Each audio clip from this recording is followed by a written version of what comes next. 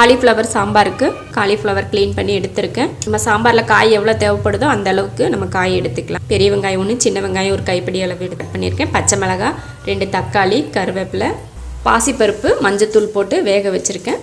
பாசிப்பருப்பு தான் போடணும்னு இல்லை, துவரம்பருப்பும் போட்டுக்கலாம்.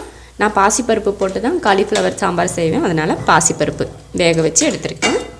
எண்ணெய் காஞ்சிருச்சு. கடுகு பொரிஞ்சதும் கருவேப்பிலை, வெங்காயம், பச்சை மிளகாய் போட்டாச்சு. தக்காளி போட்டாச்சு. காலிஃப்ளவர் போட்டுக்கலாம்.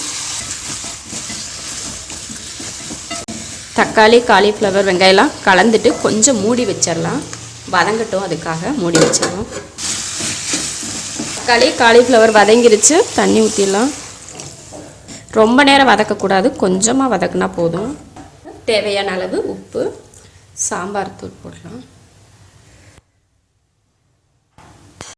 தேவையான அளவு தண்ணி ஊற்றிட்டு சாம்பார் தூள் 2 ஸ்பூன் போட்டிருக்கேன். காலிஃப்ளவர் சாம்பார் தண்ணியாக இல்லாமல் கொஞ்சம் கெட்டியாக இருந்தால் சாப்பிட்றதுக்கு சூப்பராக இருக்கும். அதனால் ரொம்ப தண்ணி ஊற்றலை, நான் கம்மியாக தான் ஊற்றிருக்கேன். உங்களுக்கு அதிக தண்ணி வேணும்னா ஊற்றிக்கலாம். காய் வெந்துருச்சு. மசால் வாட போகிறதுக்காக மூடி வச்சிடலாம். நல்லா கொதிச்சு வெந்துருச்சு. இல்லை, பாசிப்பருப்பு வேக வச்சோம், நல்லா குலையவே வெந்திருக்கு. இதை தனியாக கடைய வேணாம், ரொம்ப வலுவலுன்னு ஆயிடும். அதனால் அப்படியே ஊற்றிடலாம்.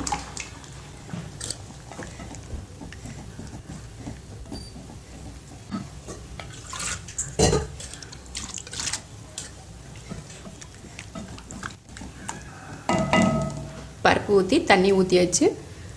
இது புளியெல்லாம் ஊற்ற தேவையில்லை.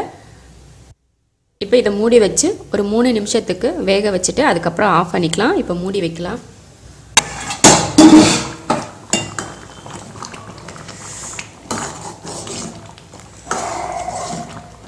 சாம்பார் வெந்துருச்சு. இதில் மல்லித்தலை போட்டு அடுப்பை ஆஃப் பண்ணிடலாம். சாம்பார் ரெடி ஆயிடுச்சு. சாம்பார் சாப்பாட்டுக்கு மட்டும் இல்லை, தோசை இட்லிக்கும் ரொம்ப நல்லாயிருக்கும். நீங்களும் இது போல் சாம்பார் ட்ரை பண்ணி பாருங்கள். இப்படி தான் காலிஃப்ளவர் சாம்பார் செய்யணும் அப்படின்றதெல்லாம் இல்லை, இது போலையும் செய்யலாம். இதே போல் ட்ரை பண்ணி பாருங்கள், ரொம்ப நல்லாயிருக்கும். பிடிச்சிருந்தா லைக் பண்ணுங்கள். மற்றவங்களும் பார்க்கணுன்னு நினச்சா ஷேர் பண்ணுங்கள். மறக்காமல் சப்ஸ்கிரைப் பண்ணுங்கள். நன்றி.